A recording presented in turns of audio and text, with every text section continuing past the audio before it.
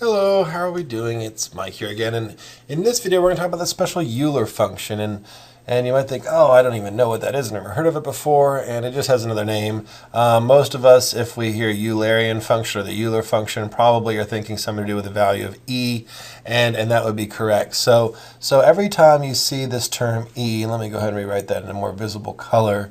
Let's go ahead and write that in red. Every time you see the term e, you're thinking of an irrational value. E is an irrational value. And this is a value that is just like pi, well, not just like pi, but is described in the same way as pi. It's irrational, it's real, and it goes out for an infinite amount of decimal places. So it's 2.718, and it keeps going on infinitely long. There are scientists around the world that have calculated to the millionths of decimal place. I don't know why they do that. I'm sure there's some reason as to why they've dedicated a good portion of their career or a good portion of their day. I don't know how long it took to calculate e to that infinite level, but it's a value that is irrational just like pi. The first time I think it was actually investigated was by the guy, I think his name was Napier. He's French, spelled Napier. But he was actually the first, I think, to understand it, but didn't really actually prove it, so he didn't get credit for it.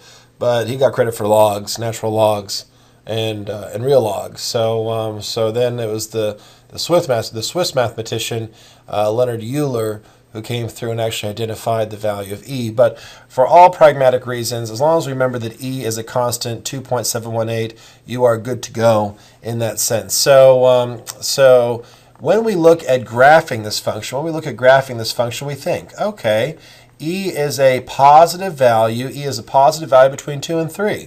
So remember, we just got through the example of graphing exponential functions. So we were looking at graphing exponential functions with a base a. And that shouldn't be a problem for us. So it should follow, since e is a value that follows this 2.718 series. I shouldn't use series, but this value of 2.718, it should follow this exact same flow or the exact same model that we discussed before. It should look something like this, and in fact it does. It looks something exactly like this. So as we graph this function e, it's going to look something like, let's get my red out, it's going to look something like this. So it is asymptotic to the x-axis at negative infinity. It approaches positive infinity as it extends out on the positive x direction. And again, it does intersect at 0, 1. One of the more important pragmatic points about this exponential function is that we look at what happens when it intersects the value 0, 1, that y-intercept. So at this point right here, I'm going to try to draw this the best that I can, is that here we recognize at this point it has a slope that's equal to a value of 1. So at 0, 1, this graph of f of x equals e to the x has a slope, an instantaneous rate of change that is equal to 1 at that y-intercept at 0, 1. So that is a very important concept for us to recognize when it comes to e to the x, that at the point 0, when the x equals to 0, the 0 value of the domain, that at this point the slope is equal to 1.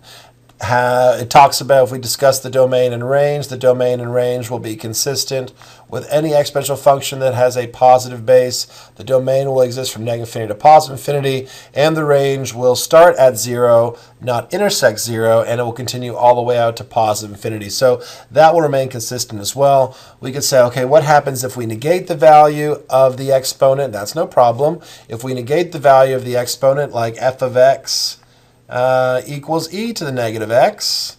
By doing such, we will flip this, or we will rotate this about the y-axis. So when we negate the x variable, we're going to rotate about the y-axis. So it's actually going to go and start at positive infinity, and it's going to come down, intersect at 0, 1, and it will continue out as such, and it will become infinitely close to the x-axis but never touch. And I didn't do as a great job as drawing here, but notice what happens here is that if I draw that line, I didn't really draw that well. I should redraw let me go ahead and redraw this. So if I draw, here we go.